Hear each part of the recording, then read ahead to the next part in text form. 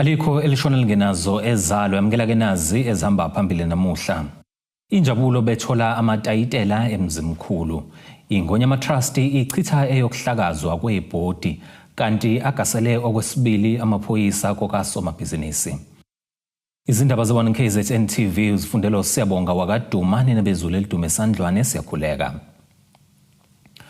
Umongameli wezwe uCyril Ramaphosa unikezele ngamatayitela omhlaba ongamahektha ayizinkulungwane eziyi-17 phecelezi 17,000 ogwini oluseningizimu yeKwaZulu Natal. Umongameli uthi banikezele ngamatayitela kumndeni owodwa kanye nemiphakathi emine. Lokhu ke kwenzeke endaweni yasemzimkhulu ngaphansi kwesifunda iHerigwala. Umongameli wezwe uMnumzane Cyril Ramaphosa unikezele ngamatayitela omhlaba oyizinkulungwane eziyi-18 kumndeni owodwa kanye nakwimiphakathi emithathu endaweni yasemzimkhulu ngaphansi kwesifunda iHerigwala. Umongameli uthi lokhu kusho ukubuya kwesithunzi somuntu ompisholo. Uphinde waveza ukuthi laba bebethathelwe umhlaba eminyakeni engama-27. We know that you have waited for too long a period. You waited for almost 27 years since you put in your claim. But you have waited a lifetime because your land was taken away many years ago. But we are grateful and want to thank you for your patience. Today, as we give your land back, your ancestral land, we are also here to restore the dignity and the belonging that was taken from you through a great injustice and suffering. Uthi iningi labantu ababuyelwe umhlaba abantu besifazane abahola amakhaya ngabodwana. Now namhlanje we are handing over title deeds for a total of 18,000 hectares of land. That is the totality of the land that we are handing over to our people. Approximately 2,800 beneficiaries are covered under these 4 claims. 571 female-headed households across these 4 claims are now owners of their own ancestral land. Now, this title deeds handover is taking place in the year when we celebrate 30 years since the Constitution of the Republic of South Africa was signed into law by the father of our democracy, Ubaba uNelson Rolihlahla Mandela. Umndeni wakwaLawrence ongomunye wabahlomlile ngokubuyiselwa komhlaba uthi lokhu kusho okukhulu kubona kanti kuvuka umunyu njengoba bebuyiselwe umhlaba lapho kulele khona obabomkhulu babo. Sahamba njengezinja, sagqotha njengezinja, kodwa sahamba ke bangavumeli futhi siphinde emhlabeni yethu. Bathi singakwazi ukuhamba emhlabeni yethu. Sabizwa namaphoyisa bebethi sihamba khona. Ngoku sikhululekile, uhulumeni yethu wasivulela indlela. Lo mbiko beniwethulelo Zamando Sicele kwezindaba ze1 KZN TV ngisemzimkhulu. Ubuholi bebhodi elengamele umhlaba kaZulu ingonyama Trust Board buthi ke abhamisane nesinqumo sikaNgqongqoshe wezokubuyiswa komhlaba nokuthuthukiswa kwezindawo zasemakhaya uMzwanele Nyonso omemezele ukuhlakazwa kwebhodi. Lokhu ke kudalulwe ngesikhathi kunesithangamisa bezindaba emahhovisi aleli bhodi. Usekela sihlalo waleli bhodi uAdvocate uLinda Zama uthi ke bazoluyisa enkantolo lolu daba kwazise akukho kubi okwenziwe yibhodi. Emva kokuba uNgqongqoshe wezokubuyiswa komhlaba kuzwelonke uMzwanele Nyonso imemezela ukuhlakaza kwebhodi lengonyama Trust, kubukeka abanye baleli bhodi benganeme ngalesinqumo. Lobuholi baleli bhodi obuhlanganisa isikhulu esiphezulu esibambile uSiyamthanda Vilakazi kanye nesekela likasihlalo uAdvocate Linda Zama basingathi isithangami nabezindaba emahhovisi aleli bhodi ukuzozwakalisa ungahambisani nalesinqumo sikaNgqongqoshe. Lithanda ukuthi kwazeke ukuthi lesi sinqumo esithatheke ngendlela engekho emthethweni iboard ayilisamukeli ngoba umthetho awuzange ulandeleke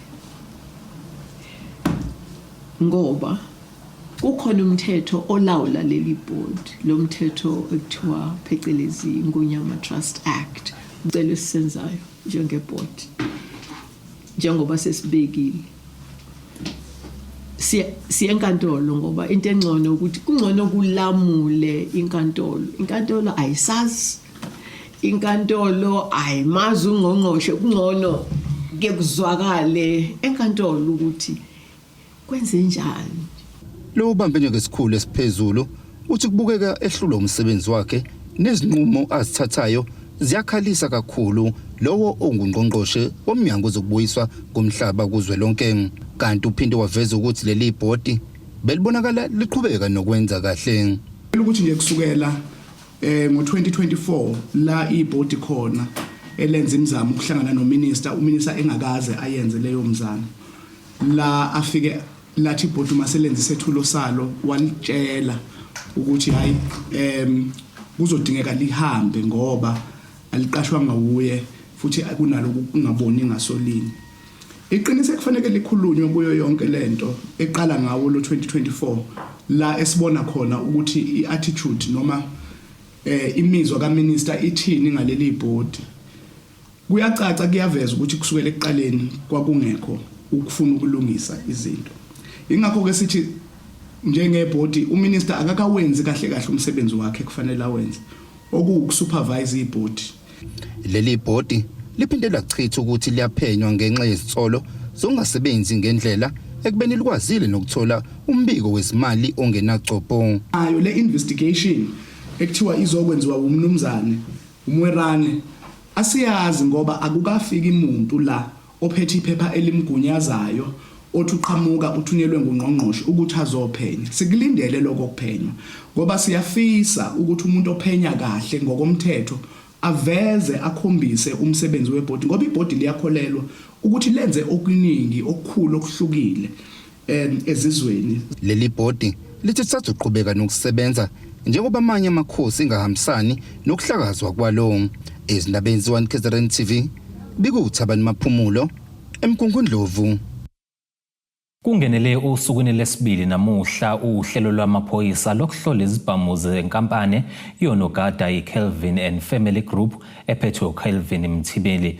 Amaphoyisa enze lokhu kuzona zonke izinkampani zonogada kulandela ke ukukhathazeka kokutholakala kwezibhamu endaweni zezigameko okugcina kungazekike abanikazi kanye nezinsolo zokuthi zibolekwa kulezi zinkampani uma ke kuyogangwa. Kulokho kugasela kube nokungqubuzana ngesibalo sesibhamu sale nkampani ngosuku lokuqala kutholakale ukuthi ngokamarekhodi amaphoyisa le nkampani kumele ibe nezibhamu ezilinganiselwa ku-850 ngokusho kokhulumela amaphoyisa esifundazwe uKenel Robert Nechunda uthi abaphathi benkampani bathe ezinyathelo zezibhamu ezo-11 zestation samaphoyisa eNanda zathathwa kade kunesigameko sokudubula kwenye yamarenki le nkampani yayiqashwe ukuthi igade khona. UNechunda uthi noma kunjalo isibalo asihlangani futhi lokho kuzobaphoqa ukuthi bagasela nakamanye amahhovisi ayo le nkampani. UNechunda uyachaza ngolwazi lwanamuhla njengoba ukuqhubeka kwamaphoyisa nohlelo labo kungenele osukwini lesibili. The firearm inspection operation which was happening at the Kelvin Family Group company is completed for day 2, where police only found 85 firearms from 857 which they're supposed to be having. But over the weekend, the police will visit all the sites that they say they have where firearms could be, as they claim. So they'll be visited to ensure that every firearm that it's in their name is accounted for. uMathibeli kuleli sonto uzamile ukuya enkantolo eyovimba lokhu kugaselwa kwamaphoyisa kodwa inkantolo yamchitha. Kutebogo Sibisi wezindaba ze1 KZN TV kuChannel 261 ngiseThekwini. Bamisenze ukusebenza befuna ubulungiswa abakuleli abayisithupha abasebenza egaraji iPinewood eMgungundlovu abatshelwe ukuthi umsebenzi uphelile kwashiwa abokufika. Omunye wabasebenzi uSiphelele Khuzwayo uthi ke kudala vele behlukumezeka kuleli garaji njengoba bebehola esandleni cishe iminyaka engama-20 futhi ke abanawo nomfaniswano wokusebenza. Kumenze ukusebenza kwigaraji Pinewood elisenkabeni yedolobha uMgungundlovu emva kokuba umqashi etshela abasebenzi abayisithupha ukuthi umsebenzi uphelile abaye emakhaya. Kwenzeka lokhu nje umqashi ushiya abasebenzi bokufika kuleli abathathu wathi kube yibo abaqhubekayo nokusebenza. Labasebenzi abanye babo asebesebenza iminyaka engaphezulu kwama-20 kodwa bahola esandleni. Impela thina simisiwe la kunegenge yase South Africa yase yangaphandle EU3 engamiswanga iyasebenza yona, thina samiswa, thina sangasebenza.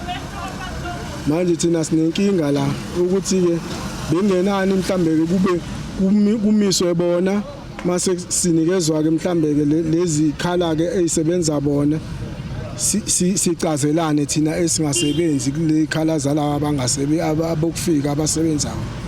Ngeyikhalazo la malana nokuthi sivele samiswa nje la egaraji, asinikwanga imali zethu, akufanga notice ukuthi mhlambe siyama namhlanje, sivele samiswa nje. Ngakho ke sesithasize lana sizofaka ikhalazo ke ngoba sinenkinga eziningi la. Nikhola esandleni la ekhaya sukela umuntu una 20 years esebenza la khola esandleni. Manje sesithi bakwethu sizocela usizo ukuthi sisizakale. Labasebenzi baphinde bakhala kakhulu nangempatho kuleli garaji. Ngaphandle kwenotice sanikezwa incwadi zokuthi masime ngenxa yempi ese-Iran, petrol abakwazi ukuthola kahle. Emveni koko wabe sekethi masihlala emakhaya akazi ukuthi sohlala isikhathi esingakanani. Masimbuza basohlala isikhathi esingakanani wathi a couple of months. So sizicele abafowethu labo ukuthi mabake basisize size lana bazosixazululela lenkinga. Okunye into ebesiyisa sicelele kubona ukuthi sicela ukuhola ngebhenki ngoba sihola ngesandla. Phezulu kwelelinye igaraji kunabafana abasebenzayo abangabokufika bawu3. Simbuzile ngabo ukuthi kutheni angasifaki thina la phezulu kuleli garaji. Wathi yena laba sebesebenze o20 years ayikazi bekhona lonto leyo. Mina ndino 22 years ndisebenza la ekhaya, kodwa namhlanje usethi masime kanjani. Omunye wabaholi benhlangano elwisana nabokufika kuleli abangenawo amaphepha iMargin March umxolisi Nxumalo uthi bakhathazekile ngokuxhashazwa kwabasebenzi okwenziwa umqashi kanjalo nokubeka phambili abantu bokufika kuleli. Le nhlangano inxuse nomnyango wezabasebenzi ukuba ulisukumele ngokusheshsha lolu daba. Themelala wavuka kuseni sebaxosha abasebenzi abakhokheliwe even izimali la ngaphathe garage. Into esiyenye sibuye sayithola saphinda sathola ukuthi kunabantu bokufika abasebenzayo kodwa abantu base South Africa baxoshiwe, okuyinto sizoyilwela kakhulu ukuthi akube khona ukulungiswa. Awukwazi ukuthi ungaqhamuka ngaphandle uzosebenza la ngaphakathi incwadi ungenazo uphinde umqashi ephinde exosha abasebenzi bala ngaphakathi. Iyona into efanele kakhulu le la ngaphathe eNingizimu Afrika. Labasebenzi bamisa ukusebenza kuleli garaji befuna incazelo ecacile ngokumiswa kwabo emsebenzini. Umnyango wezabasebenzi awutholakalanga ukuphawula kulolu daba kwaze kwashaya isikhathi sokuya emoyeni. Izindabeni ze1 KZN TV bikuThabani Maphumulo eMgungundlovu. Ake sihlabena nali ikhefu sihlangabeza futhi nezinye masibuya.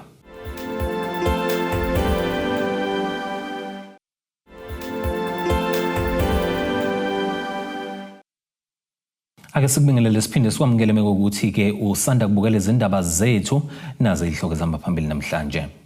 Injabulo bethola amatayitela emzimkhulu.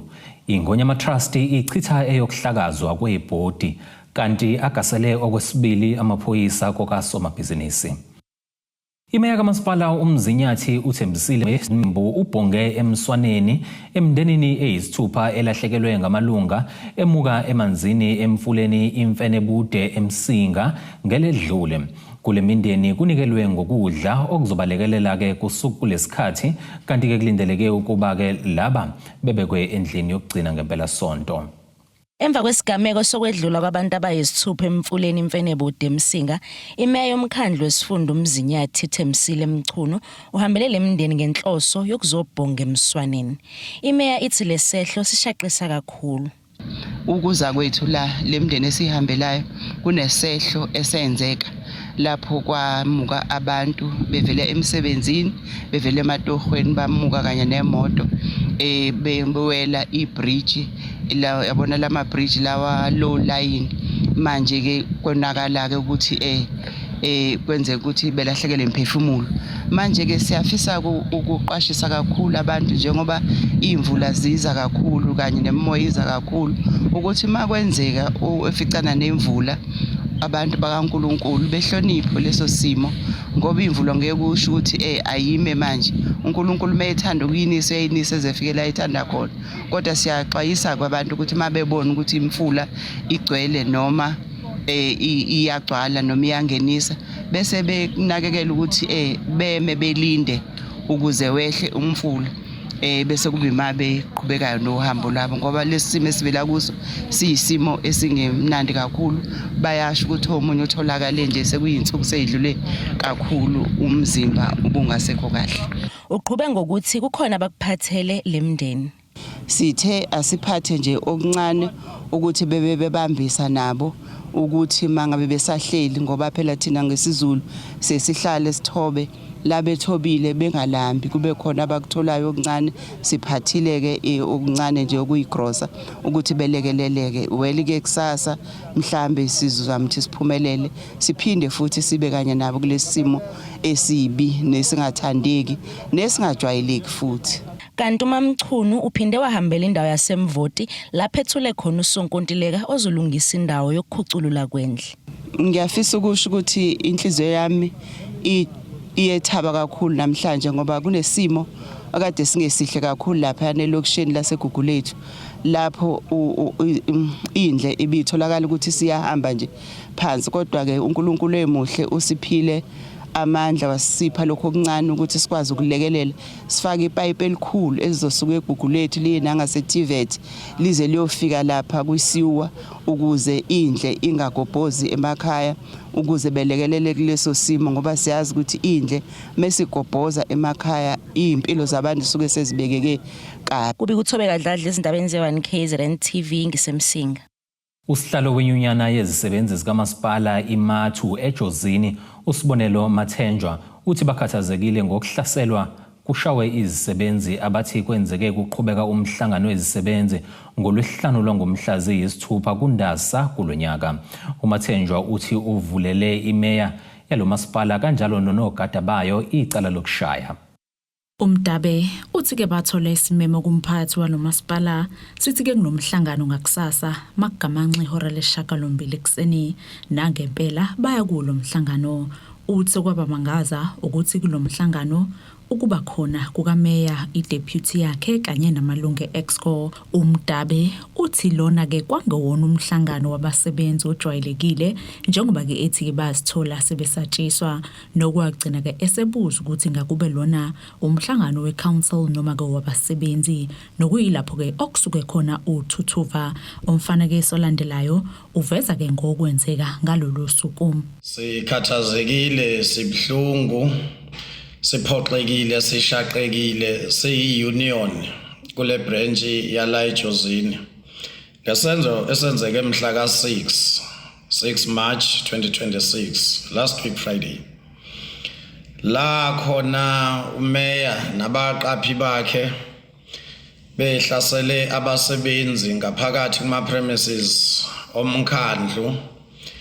Kwahlaselwa abasebenzi noma ke sahlaselwa satalajwa ngaphakathi esikhungweni sikahulumeni okungumasipala waseJozini. Umdabe uthi-ke sekhishiwe echemba la kwakunomhlangano khona onogada abakuyibona babemkhipha babeke sebemshaya sebemkhiphile ngaphandle echemba. Kwaba yishwa-ke ukuthi kugcine kwenzeke lokho kwenzeka ngoba wagcina sebiza angazi noma ama-bodyguard noma yinkabi noma yini ngoba indlela laba bantu ababhiva ngayo mhla ka-6 angazi noma khona laba bedlule khona ngoba babengakhombisi nanesimo sokuthi nje bacabanga kahle. Azange kungivikela uMM hayi aseke ngiqukula la madoda ke kwaphunyelwa ngaphandle ukuthi masifike reception kwaba ukutalajwa kwaba ukukinatelwa nje yonke lento embi ongayicabanga. Uthi bazizwa bengaphephile ngokwenzeka kulomasipala.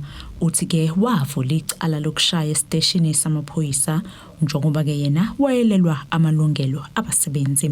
Emva kokuba kwenzeke lesi sigameko wagijima yena futhi umhlonishwa umeya ngazi wayehlangene nobani bambonisa kusho ukuthi yibo abangani bakhe wayo epolice station wayongivula icala manje eselivulela mina ele defamation of character.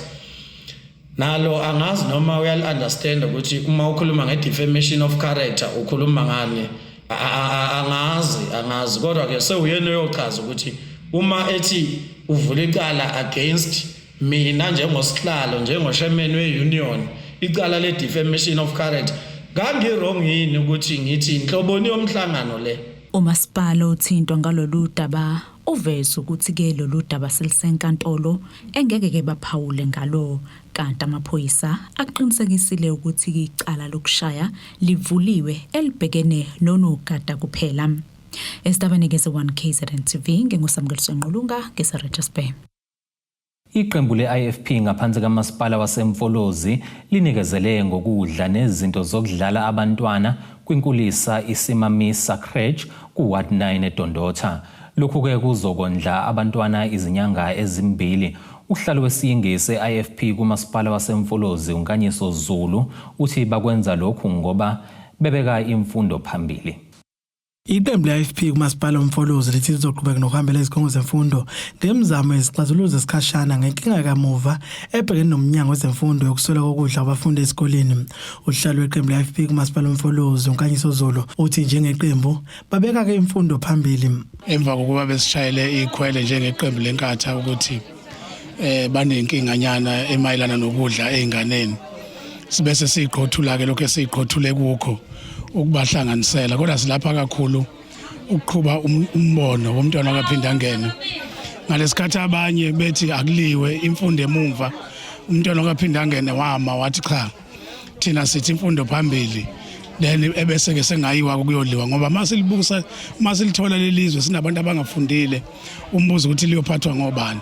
So ke masibuka izingane noma sibuka ikusasa lalelizwe kuthiwa sekuzofanele lihlale emakhaya ngenxa ukuthi abasenayo into abazokwazi ukubanikeza yona ingane sizejike ingakwazi ukuza.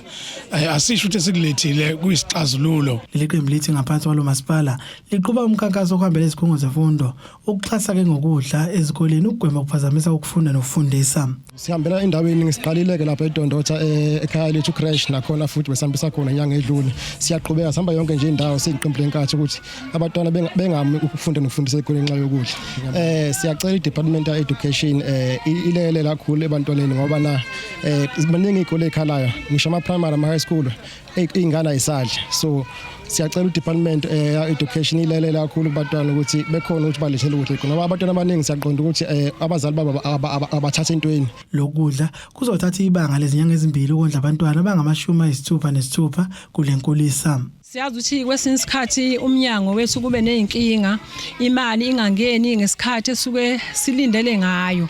Kodwa namhlanje ithe iqembu le-IFP malibheka lihambe licinga ukuthi kwenzakalani lathola ukuthi abantwana abakabi nakho ukudla.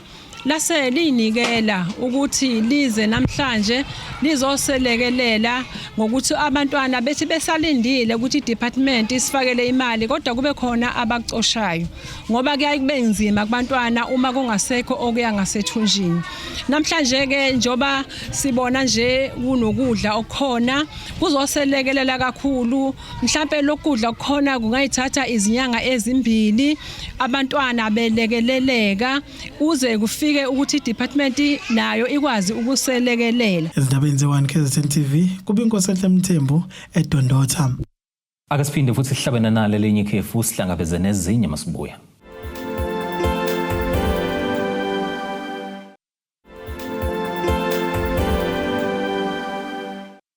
Ake sikubingelele siphinde sikwamukele ukuthi ke usanda kubukela izindaba zethu nazihloko ezihamba phambili namhlanje.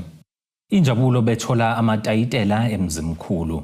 Ingonyama Trust ichitha eyokuhlakazwa kwebhodi kanti agasele okwesibili amaphoyisa kokasomabhizinisi. Ake singene sijule ngosini zomnotho. Irandi lakuleli u16.78 maqhathaniswa nedola laseMelika libe u22.52 maqhathaniswa nopondo seBrithani liphinde libe u19.41 uma liqhathaniswa ke ne-euro lase-Europe. Ikoliti ke lona lingo $4,685 i-ounce kuthi ke woyela ongahluziwe ube $108.65 umphongolo. Ake singene sijule ngosini zemidlalo. iHollywoodBets Sharks inesonto elibucayi njengoba ke ilungiselela ukwamukela iMunster emidlalweni obalulekile we-United Rugby Championship kusasa. Lo mdlalo ke okuzobe kungowokuqala ngemuva kwekhefu le-Six Nations eqale kupheleni kukaJanuwari. Uzoqala ke ngehora lesihlanu ntambama eHollywoodBets eKings Park eThekwini. Lamaqembu abhekana kuma-quarter final alomqhudelwano ngesizini edlule emidlalweni ke waphela zibambene ngo-24 ngapha no-24 ngale. Lo mqhudelwano ke noma lo mdlalo waze wadlulela ke kuma penalty lapho ke iSharks yanqoba khona ke ngo-6-4. Iqembu laseThekwini lidinga ke amaphuzu njengoba lihlezi ke endaweni ka-11 ngawu-24. Liseleke ngamaphuzu ayisithupha kwiVodacom Bulls yona ke esendaweni yesishiyagalombili okuyindawo ke yokugcina yokungena kuma quarter final e-AURC. Leli qembu eliphekwa nguJP Peterson lidinga ke ongena namaphuzu ukuze landiseke amathuba okudlulela komkhumula Jets ke kulandela ukunqotshwa yiLions kanjalo neBulls emidlalweni yakamumva. Ake sikubhekelena nasi isimo sezulu esingalindeleka.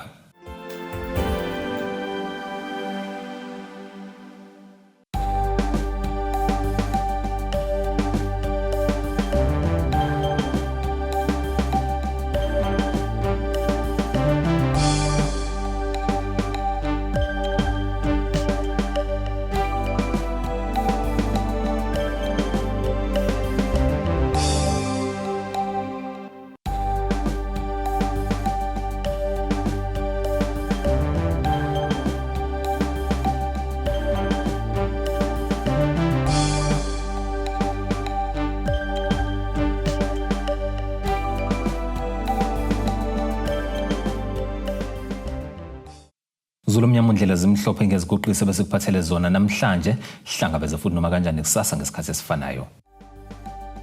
Abethuli bethu bezindaba baxhaswe iThulis Bayview Bridal. Ungabashayela kulezi zinombolo ezivelile.